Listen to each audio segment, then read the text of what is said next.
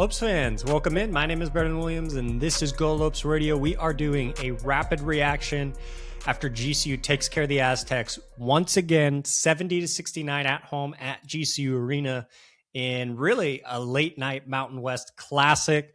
Obviously, the big storyline, the foul call at the end that sends Makai Williams to the line for 2 free throws. He would hit both. San Diego State, listen, they got a decent look, all things considered, with 1.8 seconds left, having to inbound the ball under your basket. But it does not fall, and the Lopes get another big Mountain West win. So, guys, no quick game recap for you. I think it was a pretty back and forth, really well-played basketball game. Obviously, GCU gets out to that double-digit lead early in the second half, and then the Aztecs fought back like they do, right? The Aztecs are so well coached. They were so calm, confident to get themselves back in the game. That's who they are. They got a ton of stops. GCU's offense struggled a little bit, but obviously the big story is BJ Davis misses the front end of the 1-and-1, and then Makai Williams comes down and takes the ball right away and gets to the basket, gets fouled, and makes both free throws. So listen, another big win for the Lopes. We've seen with this team, are they able to keep this momentum going? And after Saturday, the big win against Utah State, who's also lost to UNLV at home. But GCU takes care of business and handles the Aztecs once again, 5-1 in their history with the Aztecs. So something to monitor as they head out to Viejas Arena in mid-February. Really excited for that one. Guys, I've got 5 takeaways from this game. Just some things really quick here to hit on. And my first thing is that this team obviously is playing significantly better than they were earlier in the season. And I think you're just starting to see the identity of this team get more and more clear. Rotations are getting ironed out. We know that's part of college basketball. You know, you can start with 10, 11 guys, maybe seeing who wants to play, who's got it, who's improving, who's a gamer. Some guys can practice well. Who's going to be a gamer for you? And I think we're starting to see who Bryce can rely on, who he wants to go to. Some guys, their playing time is really small right now. Maybe they're not even playing at all. He's going with different guys, and I think we're starting to see this rotation really kind of work itself out throughout the season. And so I think one, who's going to be on the court at the end of the game, whose hands they want the ball in at the end of the game. We saw that Makai, the confidence to just take the ball and go after the missed free throw. Bryce doesn't call a timeout. And yeah, I just think we're starting to see those rotations. They've naturally kind of worked themselves out, a little bit of natural selection there, and some guys have just stepped up. And so I think we're starting to see that reflected in the gameplay. The rotations make a little bit more sense. Guys have roles, and everything's just kind of making itself work right now. So I think that's a clear takeaway after watching the SDSU game. The GCU team is starting to know who they are, who they want to go to, and who are the guys they can rely on in certain situations, which we knew was going to take time with the amount of roster turnover. We knew it was going to happen regardless. It is, towards the end of January, and maybe you'd love to see some signs a little bit earlier in the season, but this team is kind of starting to come together now. And I think that's kind of our big takeaway, kind of our first one. Second one, guys, we're going to do this right now. The second takeaway. We're not going to wait any longer. We're going to talk about the reffing. Okay, I'll bring it up again, guys. I said this because I'm going to just be consistent. I said this after New Mexico. I got on this podcast here, and I said I did not like the way, people reacted to the reffing in New Mexico. I thought it was just, a little bit much. And I said, that's because this is how this stuff works. You're on the road, tough environment. You're not going to get every call. There's going to be ebbs and flows throughout the season. I said this after New Mexico. There's probably going to be games where GCU is going to get the benefit of the doubt on some calls at some point. Well, some people said Utah State might have been that game, and maybe that game was San Diego State.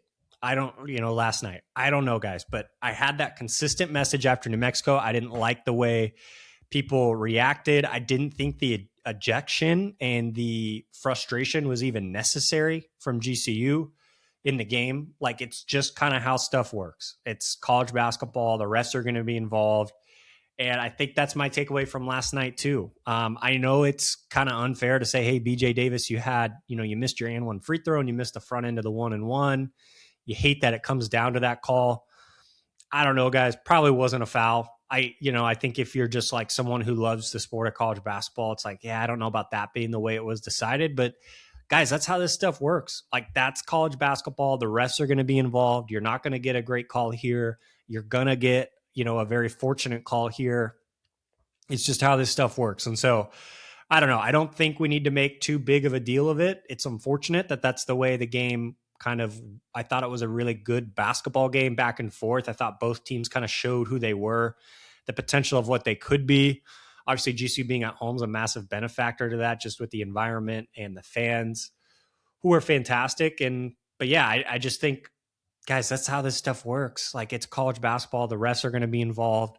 They're going to have to make, decisions, much like the players, like, got to make decisions, and they make bad decisions or maybe not great ones. Like, the refs are in the heat of the moment. They called a foul. It is what it is. Makai made both his free throws. So yeah, I just think go back to the New Mexico game, and I don't want to say people were like frustrated with what I said, but I was just consistent in saying, like, I thought the overreaction by GCU fans, even, the ejection was just not necessary. Like, that's how this stuff works. Like, you're going to get bad calls, right? And so I didn't like it after the New Mexico game. And in the same way here, I don't think you can just sit and say, well, the refs won the game. And unfortunate call. That's how this stuff goes. And not much more I feel like you can say on that. I think the big thing is just turning the page. And San Diego State, their season's not over. They're a really dang good team. One thing I was really impressed by with this team is just their composure. They obviously let the game get a little bit away from them. I think went down 11 in the second half, but they never were out of it. They were getting stops, maybe a few bad shots, especially from Miles Bird. But I just thought the Lopes, they played great as well. And so I don't know. I just think that's kind of how this stuff goes. And so we'll see how the season plays out. Obviously, we hope that refs don't insert themselves into games in the future, but it's kind of been a big storyline here early in Mountain West play. So hopefully, I don't know, the games can be settled by the players, the coaches, and not necessarily a ton of ref involvement. But that's what happens, guys. And so time to move on. And I don't know, not much else I feel like I can say on that. Other takeaway, guys, I've got 3 more takeaways for you. First is the backcourt. Makai, I don't know how much more I can keep praising him. The growth was incredible. It feels like he's kind of growing up in front of our eyes. Again, not like a crazy efficient night for him, but he was so aggressive, so assertive, confident with the ball. He knows what he wants to do, still coming off the bench, making really good decisions. Just the kind of the wherewithal in that moment to get the ball on the missed free throw and just attack the basket, not settle for a jumper, not kind of dribble the ball out at the, almost half court line and wait till 4 seconds left to try to get something. He just went and attacked the basket. And so I think that's just a really good job by him. Brian Moore Jr., like, you can look at Miles Bird, who struggled offensively, maybe took some bad shots, but you got to give credit to BMJ. Like, he was all over him. BJ Davis, was okay, but, he missed obviously some free throws, but I thought all in all, the Lopes did a great job containing him. That's credit to Brian Moore Jr. as well. He's really coming into a role. He's getting to the basket and he's defending on the perimeter, and that's just winning basketball. And he's obviously willing to do it. His last year, he said he just wants to win. Harrington was really impressive for the Aztecs, really good, especially as a true freshman. Holy smokes.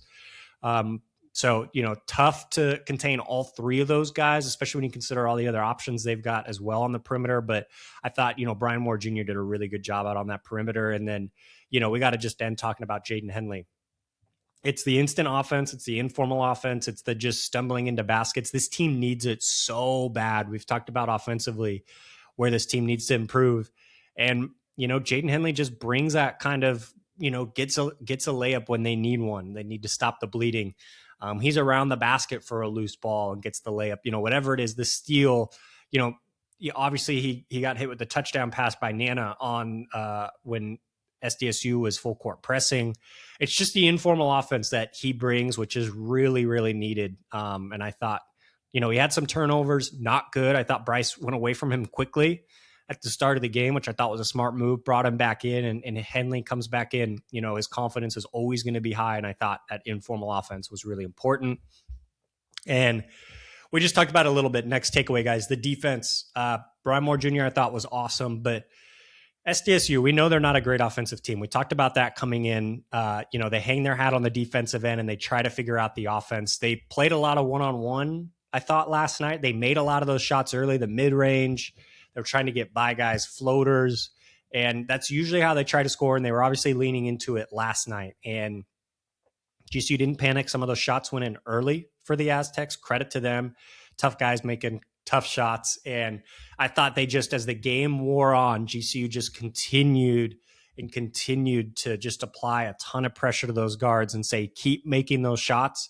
And if you're going to win this game, you've got to do that all game long. Obviously, that's how GCU was able to get out to that lead.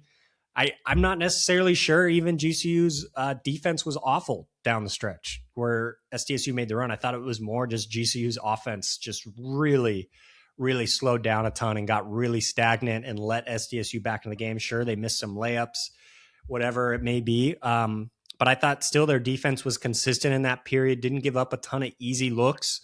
SDSU missed some wide open threes. Sean Newman had one. Miles Bird had 3 or 4 of them that were wide open that he didn't make. But I just thought the defense was really good. And it's a far cry when you think about that Youngstown State game, when you think about St. Louis. Whatever, sort of adjective you want to use, whether it's soft, whether it's like disinterested, whatever it was they were doing against Youngstown State, just think of like the lazy closeouts they did against Youngstown. Obviously, St. Louis just not getting back on defense and just getting pushed around. That was pretty noteworthy, but I mean, far cry from those games early in the season where they really struggled, even a Colorado State game where they didn't play great. So that's something to monitor, is if this group's going to continue to be able to do 40 minutes of really, really high level defense. I think that's going to put them in a lot of games, and they obviously made some shots, which we're going to talk about a little bit here, but defense is going to have them in a lot of games in this conference. And I think that's a really good sign to see that translate from the WAC to the Mountain West. And that's credit to the staff and credit to the players as well. Final thing, guys, I know it's kind of like a cop-out 2026 basketball to just say, hey, they made a ton of threes. We love it. It's a great job by the Lopes. But guys, they were 10 of 21 from 3. GCU, they're back to being a really bad three-point shooting team. It has killed them at times this season, guys. Absolutely killed them. And to see them kind of flip the script on the Aztecs, the Lopes, they go 10 of 21.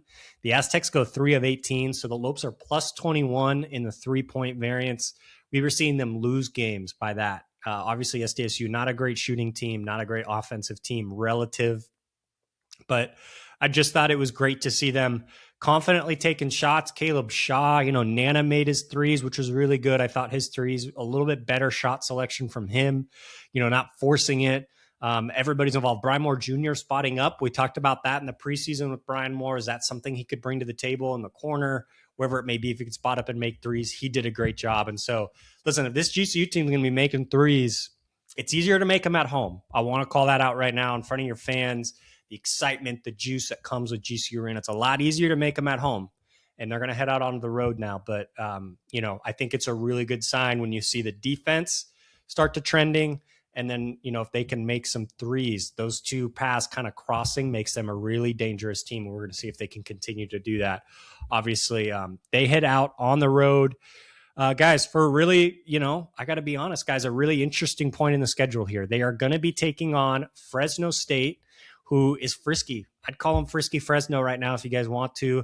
They had a guy drop, I think, 34 against New Mexico last night, who honestly, he was really impressive. And then when you look at, obviously, Zayon Collins, we'll see if he plays on Saturday. But, GCU goes out on the road, and then you get a quick turnaround to Nevada, who's been really good this year. Tough place to play, altitude, all of it. So something to keep your eye on, guys. This GCU team playing a little bit better. They get the really big win. Obviously, the storyline is going to be the reffing. So be it. That's how this stuff works. But, really exciting win, I think, for GCU to show we've talked about the peaks and valleys of this team and how, they've answered so many times after tough losses and some losses that they probably just straight up shouldn't have had. So I'm not going to sit here and defend it or champion them for bouncing back from the Youngstown loss or St. Louis loss, right? Those are bad games. But the big part of that is when you get a big win, can you answer back with another big game and not get too high? It's one thing to not get too low and be able to play well, but can you not get too high and still play well the next game? And I thought GCU did a really good job of that. So we'll see if they can take this thing up on the road. Brian Moore Jr., I think the phrase that's been going around is they just need to bottle this up. So we're going to see if they can bottle it up, take it on the road to Fresno and then Nevada, and then they come back home for a Boise team that's going to want their get back at GCU Arena on Friday. Once again, on in primetime on national TV. So that'll be a really good one. So, guys, we will have a game day video for Fresno coming out Saturday morning. We'll get that already, our 5 or 6 minute game day video. That way we're ready for that game. But guys, for now, enjoy this victory and looking forward to a good one Saturday. Cheers.